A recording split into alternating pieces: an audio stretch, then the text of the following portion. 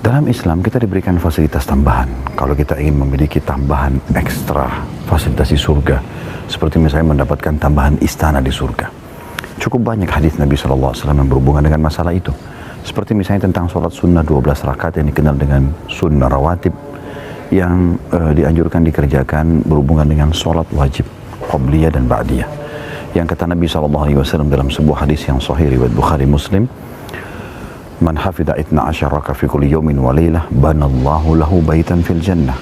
Barang siapa yang menjaga 12 rakaat sehari semalam, Allah akan membangunkan baginya istana di surga. 2 rakaat antara azan iqamah subuh dikenal dengan sunnatul fajar, 4 rakaat sebelum duhur berarti sudah 6, 2 rakaat sudah duhur berarti 8, 2 rakaat sudah maghrib berarti 10, dan 2 rakaat sudah isya berarti 12. Tentu ada sholat-sholat sunnah yang lain, tetapi 12 rakaat ini dikenal dengan sunnah rawatib.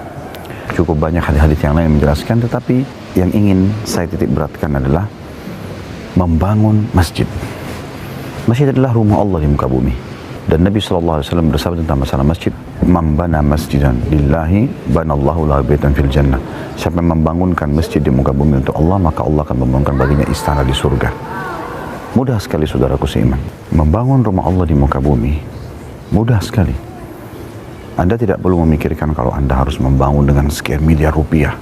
Mungkin memang sekian miliar rupiah kalau kita ingin membangun masjid yang besar sesuai dengan kapasitas dan kemampuan.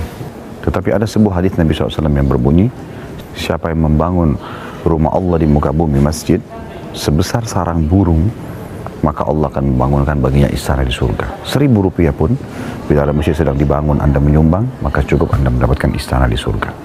Manfaat yang Anda dapatkan kalau Anda membangun masjid di muka bumi adalah, pertama, Anda mendapatkan istana di surga.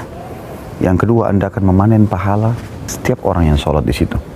Bayangkan misalnya hadis Nabi SAW yang berbunyi, siapa yang memanggil atau mengajak seseorang pada kebaikan, maka dia akan mendapatkan pahala pelaku kebaikan tersebut tanpa dikurangi sedikit pun dari pahala si pelaku tadi. Misal, saya mengajak teman saya untuk sholat di masjid, maka saya dapat pahala saya misalnya 10 pahala. Saya mendapatkan 10 pahala, teman saya pun akan mendapatkan 10 pahala. Tetapi karena saya mengajaknya, maka saya akan diberikan 10 pahala yang sama. Dengan nilai teman saya, berarti saya mendapatkan 20 pahala. Begitu pula seterusnya. Imam akan panen pahala makmumnya.